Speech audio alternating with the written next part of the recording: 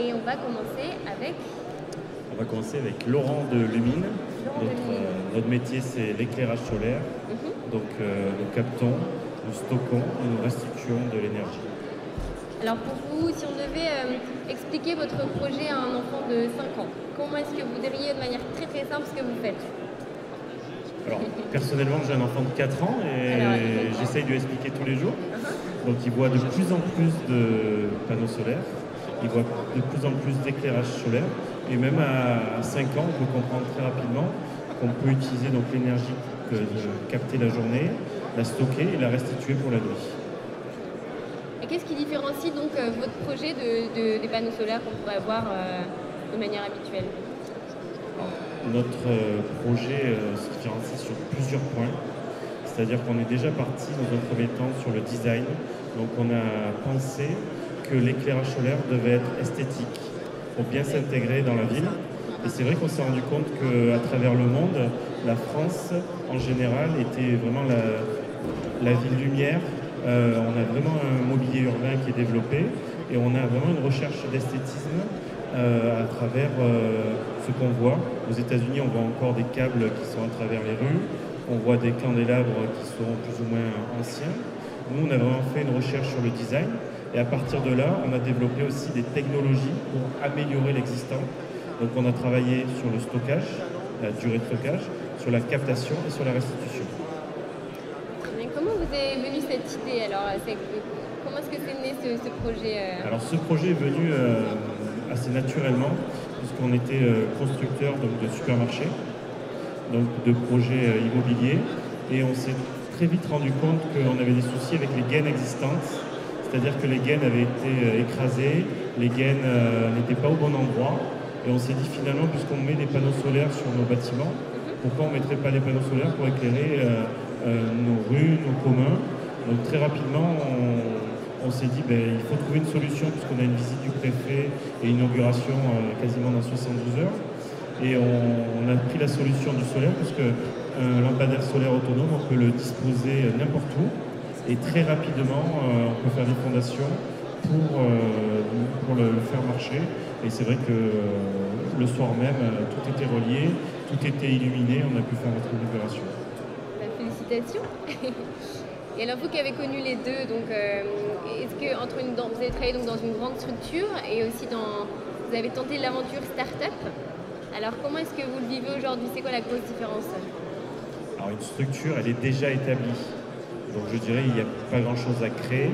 On est là surtout pour respecter les choses qui ont déjà été mises en place, pour continuer l'entreprise, alors que la start-up, il faut tout inventer. C'est-à-dire il faut inventer et se réinventer tous les jours. Donc réinventer aussi l'organisation du personnel, réinventer les étapes, puisqu'il y a plusieurs étapes dans une start-up. Donc rien n'est établi et tous les jours, il faut se remettre en question. Tous les jours, il faut aussi changer notre méthode de travail, puisqu'en fonction de chaque étape de la vie de la start-up, il faut évoluer nos mentalités et faire évoluer nos relations avec le personnel, nos relations avec l'ensemble de l'entreprise pour amener vers une scale-up, du coup, et passer de la start-up à la scale-up. Et alors chez Lumine aujourd'hui, vous êtes combien à travailler dans l'équipe? Alors aujourd'hui, on est 8 personnes et on recherche des forces commerciales, des forces aussi en production et en recherche et développement. Et on a un objectif en fin d'année à 12-13 personnes. Et alors s'il y aurait la petite fée de la Green Tech, ou le génie de la Green Tech, qui vous donnait une baguette magique et vous disait vous avez un vœu, qu'est-ce qui serait le plus grand vœu possible pour Lumine? Qu'est-ce qu'on doit vous souhaiter là aujourd'hui? Je crois que la Green Tech est une fée déjà. Nous a beaucoup aidé.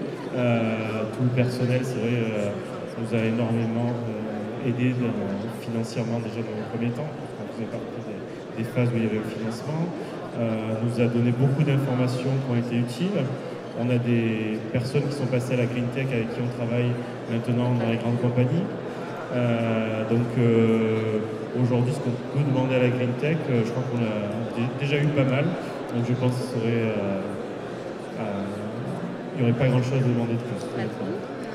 Et où est-ce que vous vous voyez dans 10 ans? Lumine dans 10 ans, qu'est-ce que c'est? Alors, je crois que c'est une start-up, le plus dur, c'est de se voir dans 10 ans. Justement. Je pense qu'on a une vision à très très court terme. On a des réunions qui sont en cours justement dans l'été pour avoir cette réponse-là. Aujourd'hui, dans 10 ans, où est-ce qu'on se voit? On a l'avantage d'être sur un marché qui est quand même assez florissant, assez important. Donc, on pense se voir un leader dans ce domaine. Mais justement, on va peut-être voir avec l'ensemble de l'équipe pour voir où tout le monde se voit. Puisque se voir et se projeter seul, ça n'a pas trop d'intérêt. Donc c'est une équipe entière qui doit établir le chemin, l'endroit où on va arriver dans 10 ans. Mais je pense que c'est une question qu'il faut se poser comme une start-up. Parce que si on n'a pas d'objectif, c'est très compliqué. Il n'y a pas de vent qui souffle pour les bateaux qui n'ont pas de destination. Donc le bateau Lumine aujourd'hui, il est bien à l'eau. Et il va falloir trouver une escale ou un port de destination pour y arriver. Super, on va finir avec une petite question qui peut être un peu inspirante. C'est quoi votre définition du succès? Chez Lumine, c'est quoi la définition du succès? C'est pas facile, hein?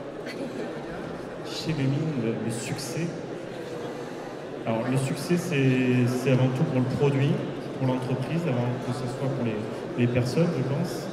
En tout cas, nous, ce qu'on voit, c'est plus éventuellement un succès du produit ou de l'entreprise, avec nous ou sans nous. On n'est pas, je pense, dans les fondateurs, on est deux, et François et Thibaut nous a rejoint très rapidement. Donc on est 3 maintenant dans l'équipe fondatrice. Je pense que le succès, c'est le succès de l'entreprise avant le succès des personnes. Donc on ne se voit pas, c'est pas éventuel. C'est éventuellement quelqu'un d'autre qui pourrait avoir le succès. L'important, c'est que le produit et l'entreprise soient encore là et soient créateurs d'emploi. Très bien, merci beaucoup d'avoir pris le temps de répondre à mes questions. Et donc, on vous souhaite un long succès pour vos produits et j'espère aussi pour vous quand même. Merci beaucoup.